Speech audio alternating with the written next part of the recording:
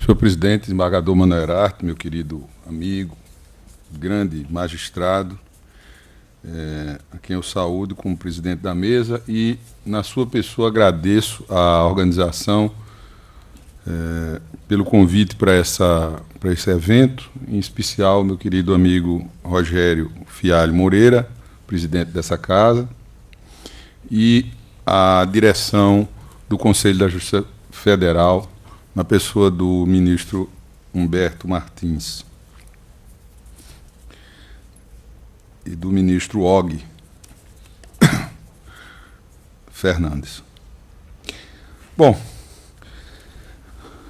vamos tentar nos conter nos limites de tempo que nos foram passados e nós vamos tratar da coisa julgada no novo CPC. A primeira coisa que se impõe a dizer sobre esse tema é que o Código ele procura melhorar digamos assim, a conceituação legal de coisa julgada e toma partido por uma das linhas jurídicas que se formaram sobre o tema, ou seja, o Código adota a ideia de superar o conceito de Liebman de que a coisa julgada seria uma eficácia e passa a entendê-la como uma qualidade que adere à coisa julgada, ou como alguns querem, uma nova situação jurídica. E melhora redacionalmente também o dispositivo, mudando de sentença para decisão de mérito, porque pode ser uma sentença ou pode ser, por exemplo, uma decisão liminar, pode ser uma decisão no meio da execução, embora, em princípio, a execução não devesse ser o veículo para solucionar o mérito. Às vezes é necessário fazer isso, e o juiz, na execução, pode produzir uma decisão que não é sentença, mas define o mérito, e ela vai transitar em julgado e vai produzir, como os tribunais já diziam há muito tempo, vai produzir coisa julgada material. E no finalzinho ele tira aquele negócio de recurso ordinário ou extraordinário, que aquilo confundia muitas pessoas. No mais, sujeito a recurso, a qualquer tipo de recurso. Bom, essa é a primeira coisa que se nota quando se vê o tratamento que o novo Código deu à coisa julgada em relação ao tratamento dado pelo Código 73. A segunda coisa que se nota, se a gente prosseguir na análise comparativa dos dispositivos, é que o Código novo ele procurou não deixar o usuário do Código velho perdido. Por quê? Porque há uma correspondência de tratamento e as modificações nesse sentido elas foram pontuais, ou seja, você consegue acompanhar que a estrutura de tratamento da matéria dada por ambos os códigos, ela lhe deixa dentro do mesmo universo. Ela não pegou a coisa julgada e disse, eu vou começar do zero aqui, vou dar um tratamento completamente diferente do que já se fez. Não. Podem olhar que os dispositivos se parecem, você consegue identificar, e eu aí os marquei de amarelo, os aspectos mais específicos em que houve modificação, mas a estrutura, o chassi do dispositivo é mais ou menos o mesmo em ambas as legislações. Nesse segundo artigo está a sede da maior modificação que o Código de 2015 imprimiu ao tratamento da coisa julgada. E isso tem a ver com os limites objetivos dela, que são talvez aqueles mais importantes na sua definição. Como vocês sabem, há limites subjetivos e limites objetivos na coisa julgada. Os limites objetivos respondem à pergunta sobre que a coisa julgada incide. Os limites subjetivos respondem à pergunta a quem ela atinge. Ainda quem fala em limites temporais, desde quando e até quando ela vale, e limites territoriais, de onde e até onde ela vai. Eu não tenho aqui a pretensão de explorar todas essas dimensões. O Código trata dos limites temporais da coisa julgada no artigo 505, muito singelamente, mas essa limitação, eu diria que o tratamento do Código não esgota a matéria, até porque há hoje nos tribunais a compreensão de que o fenômeno do tempo em relação à coisa julgada, ele é extremamente complexo, e desde que o Supremo Tribunal Federal começou a estabelecer a chamada modulação de efeitos, os demais tribunais, embora haja alguma jurisprudência que entende que só o Supremo deveria fazer isso, os tribunais têm estabelecido marcos temporais diversos, marcos temporais especiais para as suas próprias decisões. Nesses casos, a questão não se torna tão difícil, porque no próprio acórdão os limites estão estipulados. Mas nós não temos como penetrar nesse tema que, de per si, já daria uma conferência inteira. Também com relação aos limites territoriais, nós temos uma questão que acompanha o direito processual civil no Brasil desde lá nos anos 70, 80 e 90, desde que se firmou entre nós o processo coletivo, que é o de saber se uma decisão de um órgão que tem uma jurisdição específica sobre uma comarca, ou sobre uma seção judiciária, ou sobre um estado, ou sobre uma região, se a decisão desse órgão pode ou não ter validade nacional. Nós já tivemos dispositivos legais que deixavam a entender que sim, outros que estabeleceram restrições específicas nesse particular, e a jurisprudência sempre foi oscilante. No momento, nós temos esse assunto submetido ao reconhecimento de relevância nacional, de repercussão geral no Supremo, mas ainda não se tomou uma decisão final sobre ele. Então, nós vamos ficar principalmente com os limites objetivos e um pouquinho com os subjetivos. Ou seja, saber sobre que partes da decisão a coisa julgada incide. E vamos tentar oferecer um rapidíssimo histórico só para situar a discussão sobre essa matéria e mostrar por que nós dissemos que esse é o ponto em que a modificação foi mais ampla no Código de Processo Civil de 2015. Saber sobre que parte da decisão a coisa julgada incide era uma matéria que sempre esteve muito nebulosa na doutrina e na jurisprudência até o final do século XIX. Havia uma teoria de Savigny, o grande jurista alemão, Friedrich Carl von Savigny, na qual ele dizia que a coisa julgada deveria incidir não apenas na parte dispositiva da decisão, mas também nos seus motivos. E essa tese de Savigny, naquele tempo, ela tinha a adesão da maioria da doutrina europeia. Acontece que os grandes códigos europeus que foram surgindo a partir de então, não apenas o chamado Código Napoleão, o Código Civil francês, mas depois os códigos processuais, depois veio o Código Civil alemão em 1900, e vieram códigos processuais em todos os países da Europa. Os códigos foram sendo promulgados, em especial os códigos de direito processual, e prevaleceu, curiosamente, a corrente diversa da de Savigny, que era até então quem liderava a doutrina europeia. Ou seja, a tese que findou prevalecendo nas leis foi a de que a coisa julgada só incidia sobre a parte dispositiva da sentença. Ou seja, só se estabilizava, só se tornava imune à discussão aquilo que respondia ao pedido principal do autor. O Brasil, apesar de os códigos europeus terem caminhado nessa direção, no Brasil, a tese de Savigny continuou sendo a prevalente, mesmo depois de abandonada na legislação da Europa.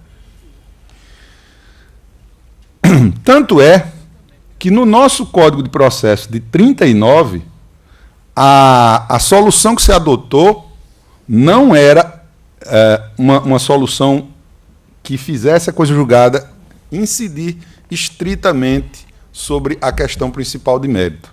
Dizia o Código 39 em seu artigo 287. A sentença que decidir, total ou parcialmente a lide, terá força de lei nos limites das questões decididas. E aí vinha um parágrafo único que dizia: considerar-se-ão decididas todas as questões que constituam premissa necessária da conclusão.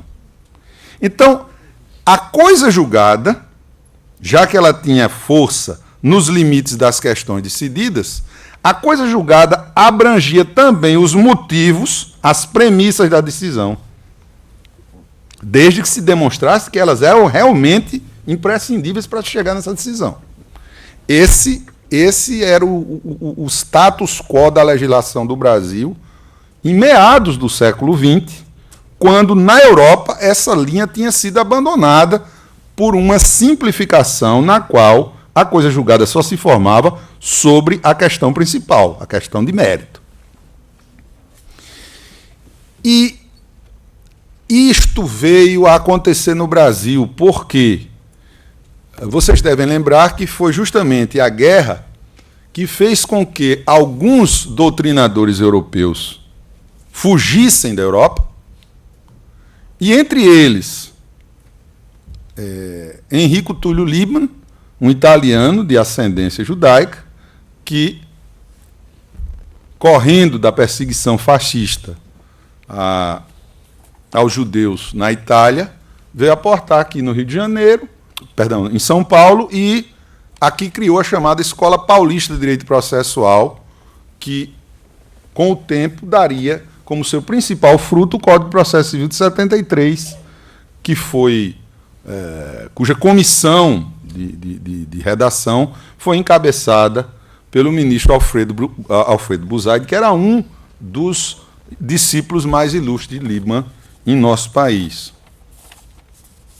Quer dizer, entre essas duas linhas, a que mantinha a imutabilidade para os motivos da sentença, a linha mais próxima da solução, que era a solução adotada pelo Código 39, o que é que essa linha queria? Ela era baseada numa pacificação do conflito com maior amplitude, evitando o surgimento de novos processos. Ou seja, era uma linha que trabalhava muito bem a chamada eficácia negativa da coisa julgada. E simplificava o julgamento de mérito de outros. Por quê? Aí ela trabalhava a eficácia positiva da coisa julgada. Então, na hora em que ao julgar uma ação, eu torno indiscutível não apenas o resultado da controvérsia de mérito, mas o de todos os outros temas que estão próximos a isso, que se tornaram premissas para eu chegar a essa conclusão, eu trabalho com um âmbito de pacificação mais amplo. Mas foi crescendo entre nós uma linha que passou a defender a limitação da coisa julgada ao objeto principal do processo, pedido e causa de pedir, baseada na previsibilidade e segurança jurídica, porque, efetivamente, com essa restrição fica mais fácil de identificar que matérias se tornaram imutáveis com o julgamento do mérito e que matérias não se tornaram. Isso culminou com o Código de Processo Civil de 73, que optou pela segunda vertente, que é a vertente que nós aqui, a ela estamos mais acostumados, porque nos formamos, acredito eu, que quase todos aqui sob a égide do Código de 73, e durante esse tempo todo em que ele esteve em vigor, 40 anos, nós nos acostumamos a essa linha na qual a coisa julgada só atinge o objeto principal do mérito que for decidido na causa.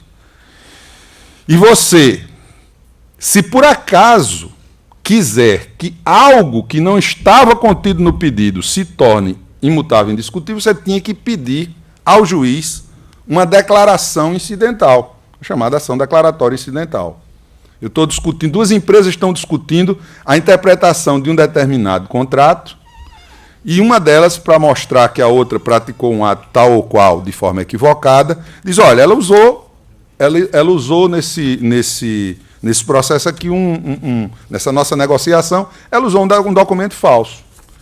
Se o juiz examinar esse documento, se realmente o documento era falso, então eu declaro que a empresa tal tem direito a uma indenização contra a empresa qual. É indiscutível, a partir daí, que a empresa qual deve uma indenização à empresa tal. Mas não é indiscutível que o documento é falso. Porque esse tema foi usado como premissa da conclusão, mas ele não constava do pedido.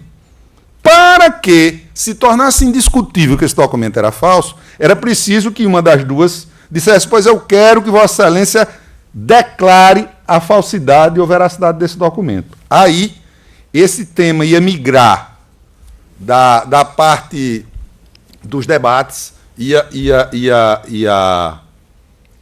migrar da fundamentação para o dispositivo. E o juiz iria dizer, passa a decidir, tendo em vista que está escolhendo, declaro que o documento tal é falso e, por conseguinte, declaro que a empresa tal deve uma indenização à empresa qual. Aí, nesse caso, se tornaram indiscutíveis tanto a questão principal que fazia parte do pedido, como essa premissa, por que foi pedida essa declaração. E isso tem muito a ver com a estrutura que se impõe à discussão das decisões dentro do processo. É por isso que no Código 73 você tinha uma amplitude maior da possibilidade, na redação original do Código. Depois não, as restrições foram aumentando e, na sua última fase, o Código já estava ficando parecido com o que o Código Novo veio a trazer, ou seja, voltar à técnica do Código 39 de você ter uma lista de decisões que são agraváveis. Mas na redação original do Código 73, toda decisão interlocutória era passiva de agravo. Então, isso significava que você não tinha como, na apelação, entender que tais ou quais questões estavam pacificadas. Essa questão da preclusão intraprocessual se refletia aí. Agora não. Agora, se você não recorre, se você não agrava de uma dada questão, ela morreu. Então, isso aí, o que é que acontece? Acontece que o Código Novo faz uma opção que, de alguma maneira, retorna à linha do Código de 39, com um tratamento um pouquinho diferente. No Código de 39 dizia, atinge o pedido e todas as questões que constituíram premissa da decisão. Aqui é a seguinte, a decisão que julgar total ou parcialmente o mérito tem força de lei nos limites da questão principal. O que é, então, que o Código considera a questão principal? Eu peço perdão porque esse slide ficou de leitura difícil, porque, na verdade, eu tinha procurado marcar tudo que tiver texto novo de amarelo. E aí o texto é inteiramente novo, porque o código anterior, nada. O disposto no caput aplica-se a resolução de questão prejudicial decidida expressa e incidentemente no processo. Então, a gente tem o primeiro conceito, o conceito de questão prejudicial, aquela questão que efetivamente se reflete na decisão da questão de mérito. E aí o Código estabelece 3 condicionantes. Então, ele é mais cauteloso do que era o Código de 39. Ele diz, realmente, o inciso 1 chega a ser tautológico, chega a ser até repetitivo, nem precisaria. Que dessa resolução dependa o julgamento de mérito. Bom, se não fosse assim, não era uma questão prejudicial.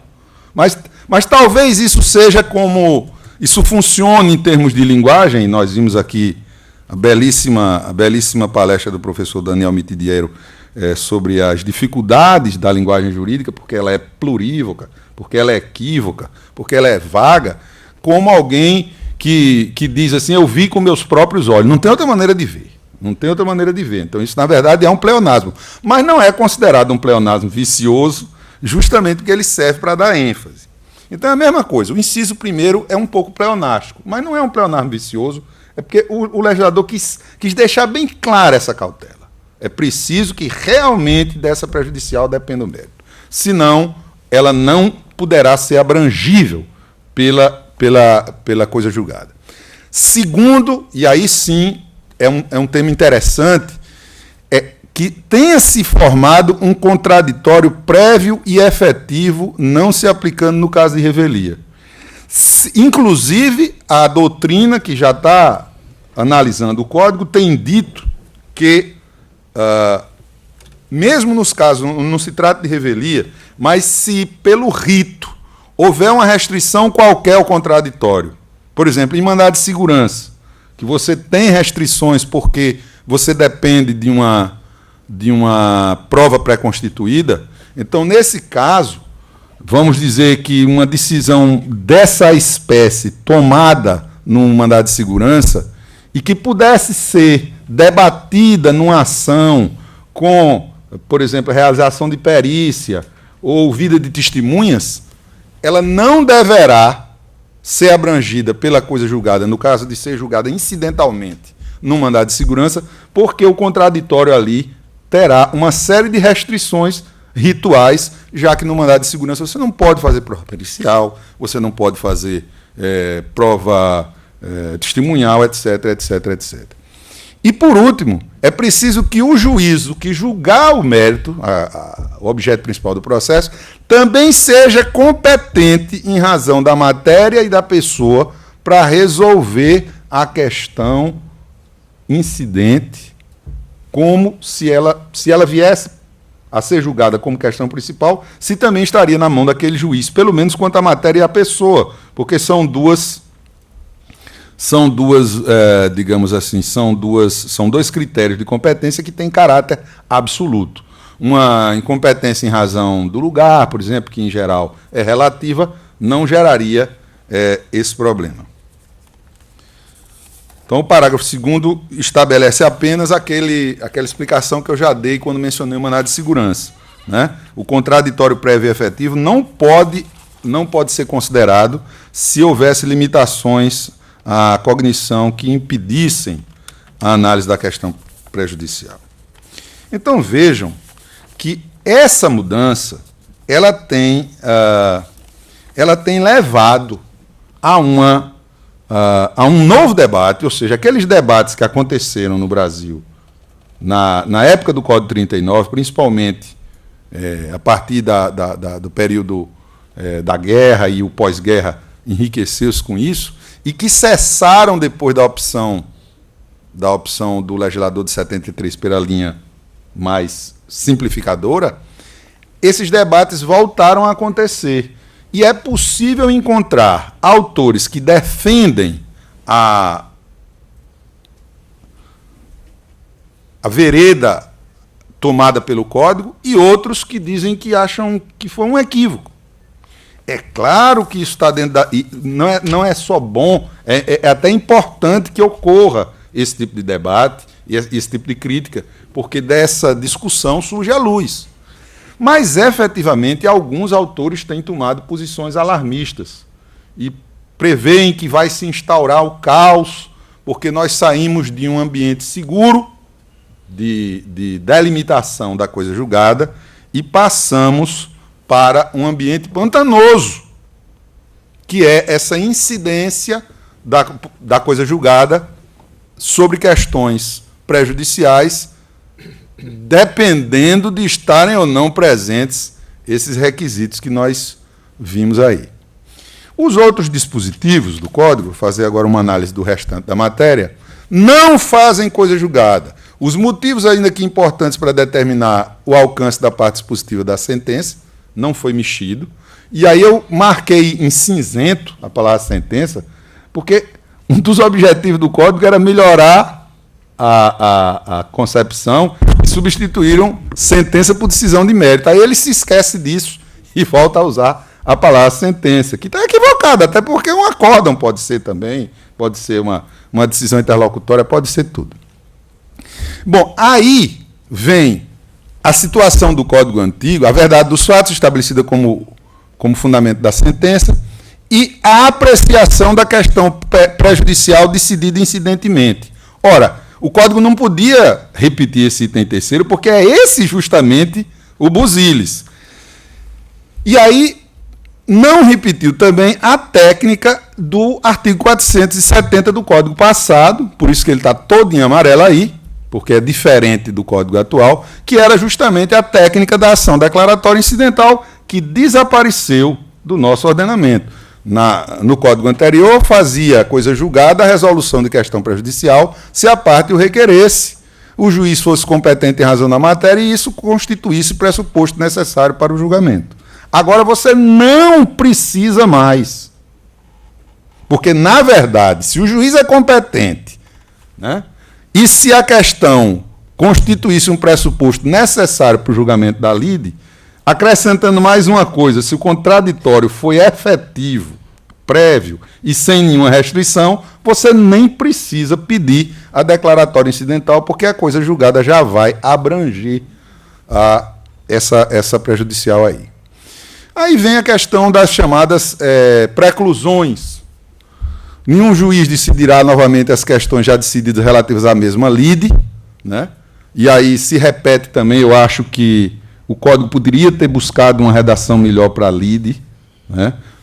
Nenhum juiz decidirá novamente o mesmo conjunto de questões de mérito já decididas, uma coisa assim, mas que se evitaria essa expressão, que efetivamente é uma expressão muito trabalhada por Carnelutti, mas que tem uma série de problemazinhos quando se transporta para dentro das normas processuais civis, porque lide é um conceito mais sociológico do que jurídico. Mas, enfim, se a gente substituir por mérito, dá para não. No inciso primeiro, se tratando-se de relação jurídica de trato continuado, porque o legislador achou melhor usar essa expressão do que relação jurídica continuativa, eu, pessoalmente, acho que aí não é uma simples questão de gosto. Sobreveio modificação no estado de fato ou de direito, a uma alteração na virgulação, caso em que poderá a parte pedir a revisão do que foi estatuído na sentença e, novamente, o Código esqueceu de botar decisão de mérito.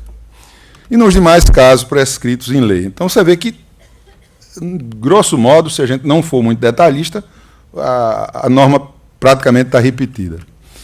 A sentença, ou melhor, a decisão de mérito, faz coisa julgada às partes entre as quais é dada, não prejudicando terceiro. Aqui nós temos duas modificações, e este ponto aqui, por isso que eu voltaria brevemente aos limites subjetivos. No sistema anterior, você tinha não beneficiando nem prejudicando terceiro. O Código atual limitou-se a evitar o prejuízo. Ele não proibiu que a coisa julgada beneficiasse terceiros. O que ele não deixa é que ela os prejudique. E aí a redação não repetiu um dos trechos mais idiotas da legislação anterior. Não tem outro nome. Aqui o legislador de 73, ele tropeçou nas palavras e ele produziu uma enormidade processual ao dizer: nas causas relativas ao estado de pessoa, se houverem sido citados no processo, em litisconsórcio necessário, todos os interessados, a sentença produz coisa julgada em relação a terceiro. Ora, se o sujeito foi citado e era litisconsórcio ainda mais necessário, ele não era terceiro. Foi assim um momento de completa maluquice do legislador anterior, que o legislador atual houve por bem não repetir. Mas, mais uma vez, se esqueceu e botou sentença onde deveria ter botado decisão de mérito. Aqui cabe só uma palavrinha, porque esse tema dos limites subjetivos, como eu disse, é muito vasto. Basicamente, exceto essa questão do beneficiar, o que o Código diz é que a sentença deve valer para as partes, como já dizia o anterior, só que dizia mal. Mas é claro que na redação original do Código 73 não estavam contempladas uma série de situações de, como é que se diz, de processos coletivos que hoje existem. Então, saber quem é parte e quem é terceiro numa situação de processo individual é uma coisa, mas numa situação de processo coletivo é outra. E aqui nós temos, por exemplo, hoje mesmo, o professor Sérgio Cruz Arenarte falou das possibilidades de atingimento a várias pessoas em face, por exemplo, de um incidente de resolução de demanda repetitiva, de um incidente de assunção de competência. E nós podemos imaginar aí tantas outras situações em processos coletivos. Então, isso aqui, estritamente considerado, vale para o processo individual. A incidência da coisa julgada nas ações coletivas, ela deve ser buscada nas disposições pertinentes a processos coletivos ou processos de coletivização, como é o caso do incidente de resolução de demanda repetitiva, em que ele passa a enfeixar num único processo, pelo menos a decisão da tese que diz respeito a questões que estão se repetindo numa determinada área de jurisdição. É defesa à parte discutir no curso do processo as chamadas preclusões pro iudicato. É defesa à parte discutir no curso do processo as questões já decididas a cujo respeito se operou a preclusão. Nesse caso, eu gostava mais da vírgula do Código 73. Porque na hora que eu ponho a vírgula, eu digo que todas as questões que foram decididas precluíram. E quando eu tiro a vírgula, parece que existiriam questões já decididas a cujo respeito se operou a preclusão e questões já decididas a cujo respeito a preclusão não se operou. E eu não vejo quais são essas. Então, neste caso aqui, eu acho que essa vírgula do Código 73 era importante. E eu, pessoalmente, interpreto a disposição nova como se existisse a vírgula velha. O artigo 474 antigo, que hoje está reproduzido com pequenas alterações no 508, diz, transitado em julgado, aí simplesmente se abandonou a frase antiga, passada em julgado, que ficou talvez com um teor preciosista, antiquado, mas está absolutamente correto. Aí sim, o legislador lembrou-se, é decisão e não sentença. Reputação, alterou o verbo para consideração, deduzidas e impelidas todas as alegações e as defesas que a parte poderia opor. Aqui essa vírgula é opcional, mas essa eu gosto mais da redação nova. Poderia opor tanto ao acolhimento quanto à rejeição do pedido, trocou o assim, portanto. Também é uma mudança puramente redacional. E com isso, termina esse trecho em que Código Novo e Código Antigo tratavam. Então, não são tantas as disposições. Há uma disposição interessante que consta do Código Novo e não constava do Velho, que diz o seguinte: o pronunciamento judicial que não resolve o mérito não obsta que a parte proponha de novo a ação. Mas vários doutrinadores, eu lembro bem Fred Didier, dizendo que não existe essa história de propor de novo a ação. Se você propõe de novo a ação corrigindo o erro que tinha sido identificado na ação anterior, a ação é outra. Agora, isso foi transformado em lei, para deixar bem claro. No caso de extinção em razão de litispendência, e nos casos dos incisos 1, 4, 6 e 7, eu esclareci dentro dos parênteses, que são indeferimento de inicial, falta de pressuposto processual, ausência de legitimação e interesse, existência de convenção de arbitragem, a propositura da nova ação depende da correção do vício que levou à sentença sem resolução do mérito. Qual é a importância disso?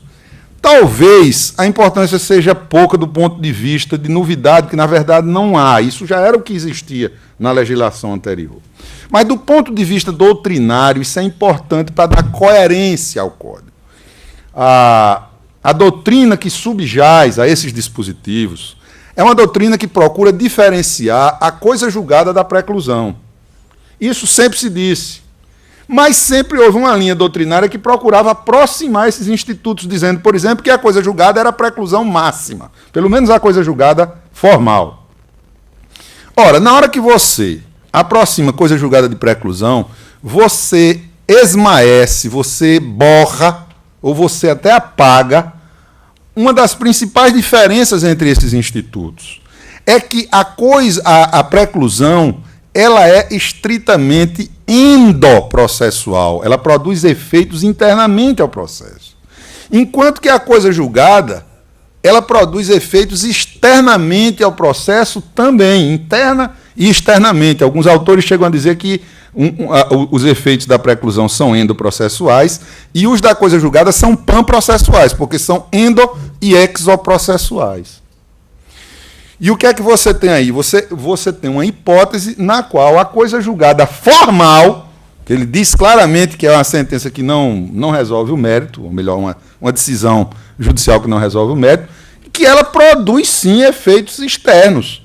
Está aí o caso. Em caso de indeferimento inicial, falta de pressuposto, ausência de limitação de interesse, existência de convenção de arbitragem, ela produz tanto efeitos internos que eu não posso repropor a mesma ação, a não ser que eu corrija o defeito.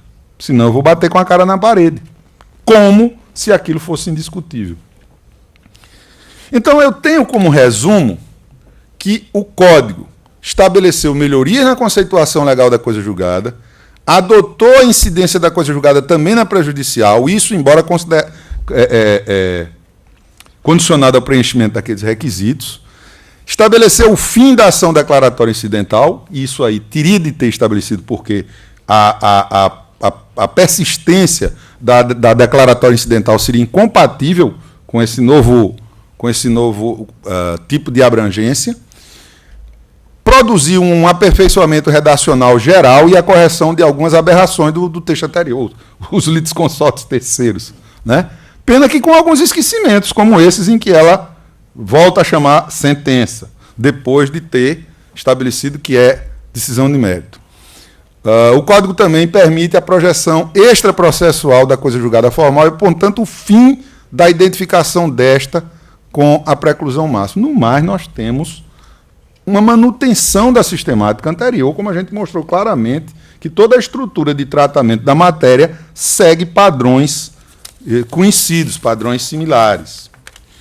Então, para concluir, embora Fernando Pessoa diga que a única conclusão é morrer, e a gente não quer isso aqui, para concluir, temos motivos para nos preocuparmos com a escolha doutrinária do novo CPC, ou seja, a coisa julgada incidindo também sobre a questão prejudicial? Temos. Por quê? Porque é uma técnica processual mais complicada do que aquela a que nós estamos acostumados e de mais difícil identificação no caso concreto. Mas foi a opção do legislador e ele foi cauteloso ao fazer essa opção, procurando estabelecer limites, exigir contraditório amplo e um juízo de certeza pautado em provas para permitir essa nova abrangência. Então, isso não significa o fato de que a gente tem que se preocupar com a implementação disso aí e adaptar a nossa mentalidade, nós que já estávamos como usuários do sistema processual, em especial os operadores, os ditos operadores do direito, advogados, membros do Ministério Público e, notadamente, os magistrados, que já estávamos acostumados com aquela técnica, temos que ficar espertos que a técnica mudou. A técnica mudou, né?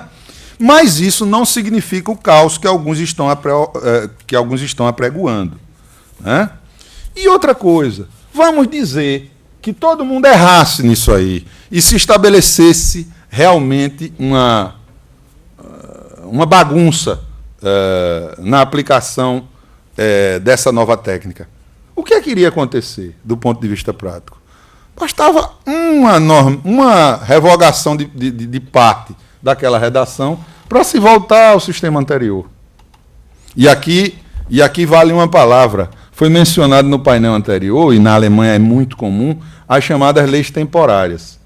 Quando uma lei faz uma alteração que implica a adoção de alguma técnica processual complexa, em geral, o legislador europeu, para essa parte da lei ou para a lei, ele estabelece um período de teste. Vamos adotar essa modificação com vigência até o ano de, sei lá, 2020. E aí a gente faz uma avaliação. A adoção foi boa. Realmente a teleologia da mudança de técnica foi alcançada. Tivemos uma amplitude maior de pacificação com uma simplificação dos processos e uma atuação maior da eficácia negativa e positiva da coisa julgada. Atingiu, pronto. Então essa lei se estabilizaria.